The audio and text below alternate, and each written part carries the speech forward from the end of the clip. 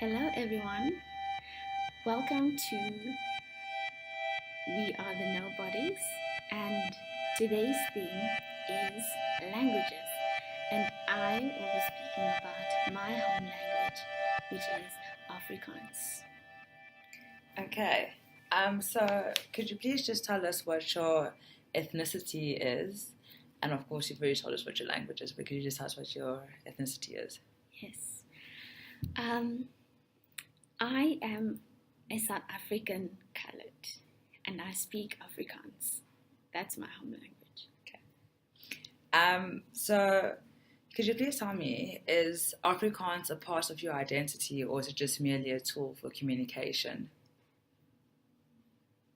I definitely say it's more a part of my identity because it is commonly known that South African coloureds can all speak Afrikaans. It's funny because when I walk down the street anyway, random people would come up to me and be like, "Hello, gaan het goed?" And they would start speaking Afrikaans, and I'm like, "But I do not know you." So at first sight, when people see me, they see what kind of racial background I come from, and they assume that it's colored, and then therefore they assume that I speak Afrikaans. So it is definitely a big part of my identity because, yeah. So do you think it's difficult or is it easy for you to live out your true identity in an English institution, and why do you think it might be easy or difficult for you? Well, I think it's a bit of both. It can be quite tricky, but at the same time, it's almost like second nature. Because as an Afrikaans student, and I think I speak on behalf of a lot of Afrikaans people. When you go to an Afrikaans school, your second language, your default second language would be English. And also English is the universal language, right? And when you watch TV, you'll just hear English. So you'll be from an Afrikaans background, but as soon as you turn the TV on or as soon as you turn your computer on, you have to switch into English mode. So it's almost like this interchangeable two languages that you can just jump here and then jump here and then jump here. And it can be quite tricky at the same time because Afrikaans has this stigma in this country that it's negative. Merely because the apartheid government used it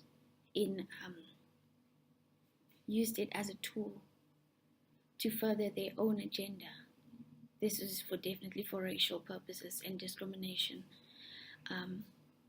where Afrikaans was used in schools and it was enforced on everyone, even if it didn't come from an Afrikaans background. Suddenly people had to get educated in Afrikaans, and if you're a Xhosa speaker and now suddenly you have to start learning Afrikaans out of the blue, it's definitely difficult, and I think that's also where we get a lot of riots and protests from, because people were rebelling against that system. And that is why it has this negative stigma, because people are like, that's the language of the oppressor. So it's definitely difficult to live out your Afrikaans identity in an English institution because of that reason. And people are like, we don't want to be associated with that. Definitely. So do you think that you need to change a part of yourself when you enter into a new environment, or do you feel that you need to give up a part of who you are in order to adapt? Definitely. One of the funny things is that my name, the pronunciation of it changes. Sure. Back home, I'm known as Jasmine, and when I come here or into a different environment, I'm known as Jasmine. So it's definitely a part of me changes, like. And not always by choice. it's not always by choice. I think also it's because I do it so that I can adapt and so that it will be easier for people to then communicate with me. It's almost like I am changing so that people can be themselves around me, so that it's not difficult for them. Sure. Wow. Okay, well, do you think, the people who might be described as pure Afrikaans speakers are ashamed or upset that you speak the same language as they do? Oh, I wouldn't necessarily say upset, but I definitely use the words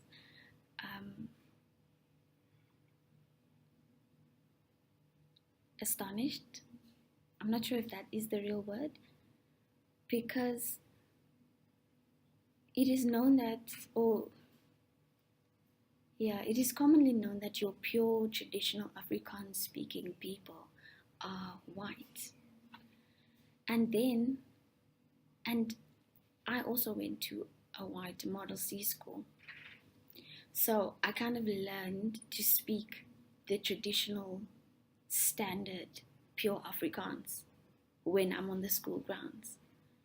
But when I go back home, I go back to the slang and the different dialect. So I can jump between dialects, and it gets I wouldn't say tricky, but it gets uncomfortable when I addressed white people, Afrikaans speaking white people, and they'd be like, "Wow, you can speak pure Afrikaans and you're colored. How did that happen?"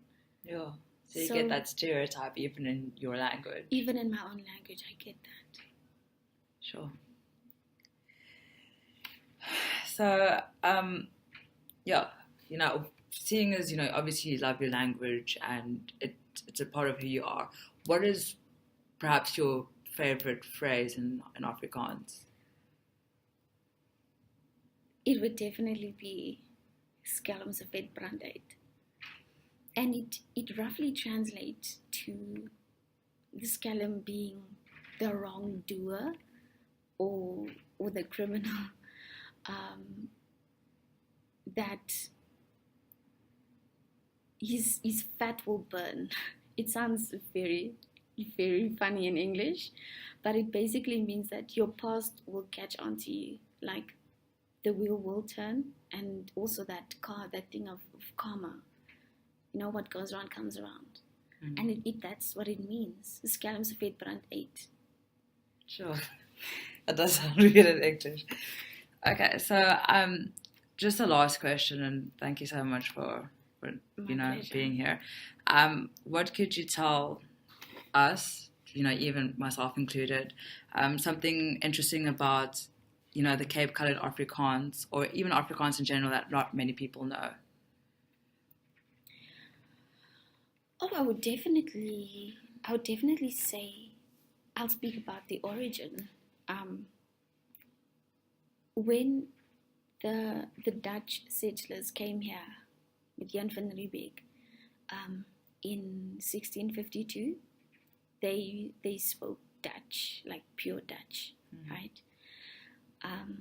It's a European language, and he was a white man, and coming into South Africa, he had people of color working in his kitchen.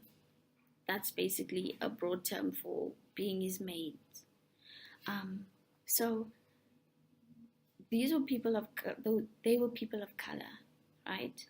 And obviously, listening to these Dutch people, listening how they speak and use their language, right?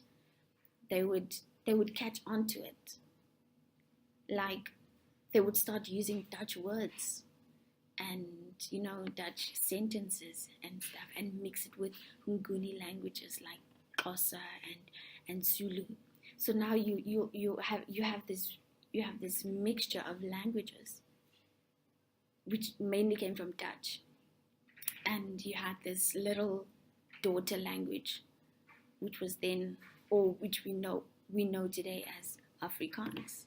and that's how it was born. That's why we have certain words that come from Xhosa and Zulu, and also English, but mainly the vocab comes from Dutch.